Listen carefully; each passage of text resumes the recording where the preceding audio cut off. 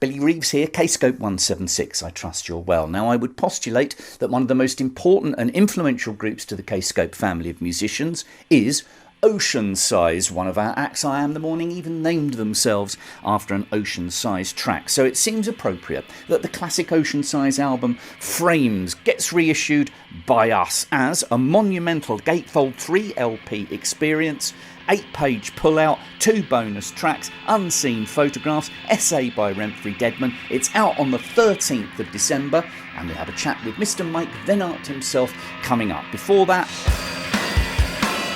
Sleeping Dogs for Dead Lions.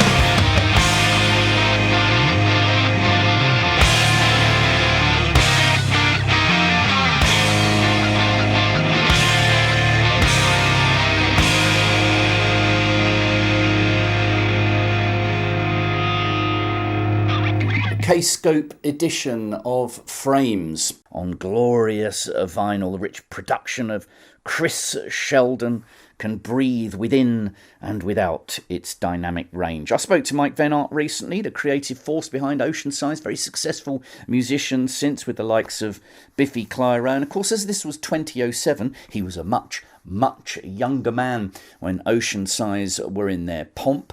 So I asked him, first and foremost, having revisited this LP, if he had any regrets. Would he do it differently now?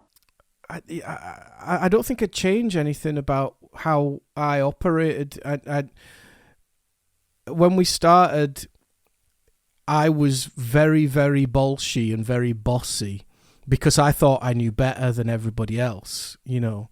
And I didn't. I mean, and I quickly learned. As a matter of fact, Billy, we've got back from day one of Oceansize, literally from day one, we recorded every single rehearsal, every single jam that we ever had on a 4-track cassette machine, so, which is pretty good quality, you know, for a band rehearsal. So we got all that stuff digitized recently, and obviously there's tons of songs where you're like, I have no idea what this is. I don't remember anything about this. We were smoking a whole lot of weed back then, but the most embarrassing thing about it is how sort of bossy and tetchy and pissy I am with everyone, or telling everybody what to play. And, you know, very, very quickly I had to get a hold on that. It's like, this is not that kind of band. It was a really collaborative band. And, you know, everybody knew what they wanted the band to be. And I guess looking back in hindsight, I was frantically sort of grasping, trying to work out what the band was and what I didn't know what I wanted it to be. I was just trying to force a direction. And I don't think, even by maybe the second album, I still don't think I knew what it was. And so, you know, stylistically, it's all quite scattered. Until you get to Frames, where I feel like we've kind of settled into our own skin and we've stopped giving a fuck about what anybody expects us to be. But yeah, I think it's fair to say that I don't have any regrets about. It would be easy for me to say I wish that I could have just calmed down a little bit, and I wish I could have. You know, by the time we got to Frames, I was exhausted with it. And I wish that I could have told myself to not be so obsessed and consumed by that band as I was. But ultimately, that's what informed the records. That's what made the records as fucking brilliant as they are. And they are good. You know, the other day I had to listen to the first album again for it was like an anniversary thing. I was doing an interview for it. And I'd forgotten. I don't sit around listening to my own stuff. Once it's done, and that's it. I'll only ever listen to it after that for a reissue or for something like, you know, a test pressing that I've got to approve or something like that. And I couldn't fucking believe how good it was. I honestly, you know, it's like, how, you know, Chris Sheldon's got a lot to answer for. He you know, engineered and mixed all that stuff, and we just sound like we know exactly what we're doing. But it felt like, I don't know, I don't really remember. Well, it was a while ago. It's almost 20 years old fruit. I'm thinking that the band are probably bigger now than they were at the time. I'm thinking the legend has grown a little bit. Would you consider playing again as Oceansize? Well, no, because somebody's got to pay for a practice room for 6 months, and somebody's got to pay for a separate fucking tour bus for the drummer, you know. I get asked this a lot, obviously, and as over the years, I've kind of mellowed on it. I think, look, right, from day one until the very last day of that band, I was the romantic, poetic guy in the band. It was my fucking job to be the poetry of that band. So in keeping with that, I do have a overly romanticized, overly poetic hankering to see the band, you know, maybe play a glorious reunion show. But it's not realistic. It's not realistic on a great many levels. At least one guy is retired. So, and you know, the kind of money that would make it reasonably enticing is just not there. Yeah, fair enough. A lot of amps to cart about. You must be very pleased with the new edition of Frames. The Kscope edition's lovely, isn't it? I'm delighted that this particular record's coming out on vinyl. I'm a real vinyl fetishist, so that's all I spend my money on is vinyl and pedals. So for Kscope to pick up the second half of the back catalogue of the old band is really fabulous. I'm really buzzing about it.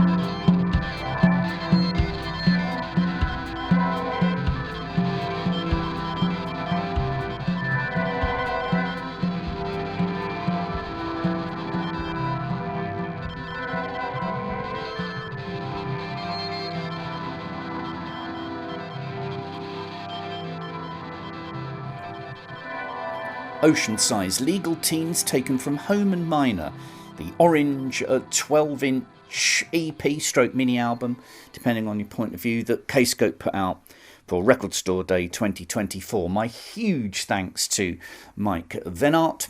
There's going to be some more Kscope Oceansize catalogue reissues coming up. Keep them peeled, so therefore I very much look forward to speaking to him further next time I'm up in Manchester. Now, I think a group currently signed to Kscope who owe a debt of influence to Oceansize are O.R.K, a supergroup, let's not be coy about it. Anglo-Italian American act featuring the cinema genius Lef on vocals, Colin Edwin, Porcupine Tree alumnus, Carmelo Pipitoni, the amazing guitarist, Pat Mastelletto on drums, although it's Alessandro Vagnoni on this one, the latest single, as we would have called it in the olden times, that they've been teasing, this huge amount of activity suddenly going on in the O.R.K camp. But check this out, it's called P-U-T-F-P.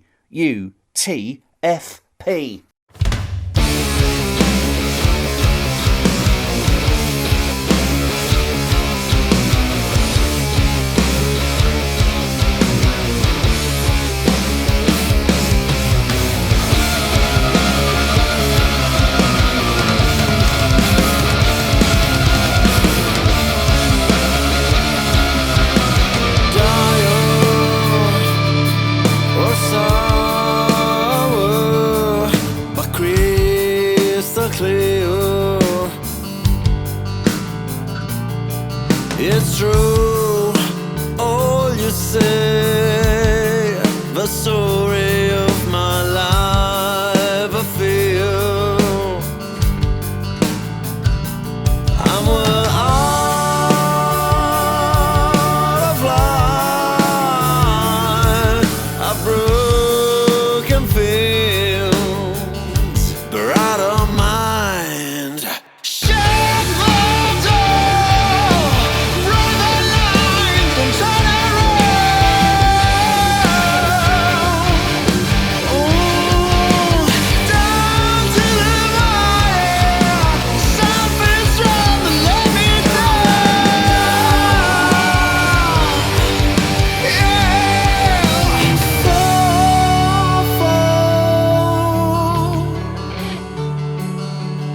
Trust me, or kill me, or hang me, or help break loose.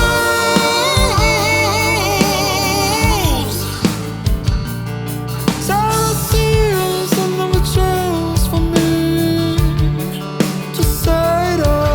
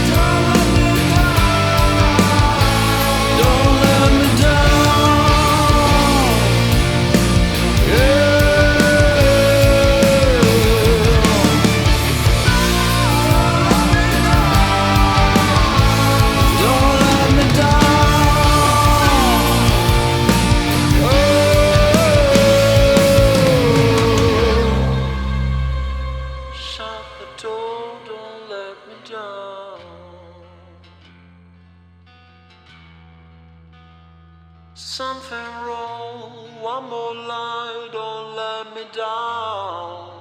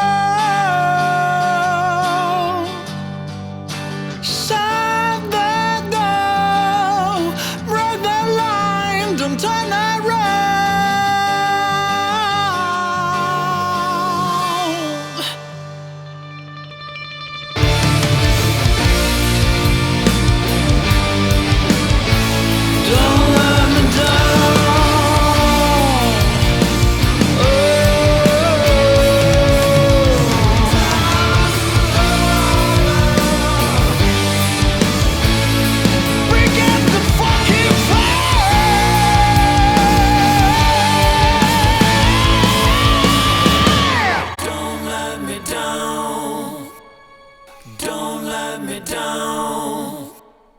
Don't let me down.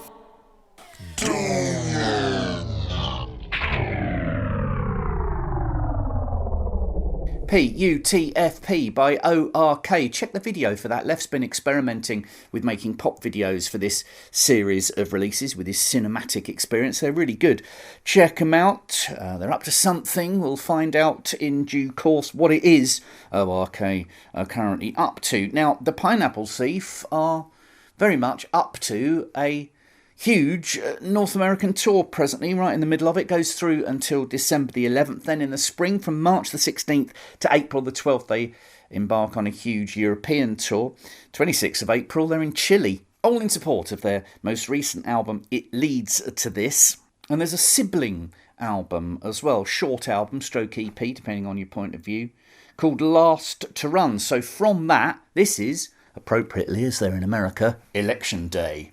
Thanks for listening. Do please like, subscribe and share. Billy out. Walk this November day. All hope has faded away. Right now,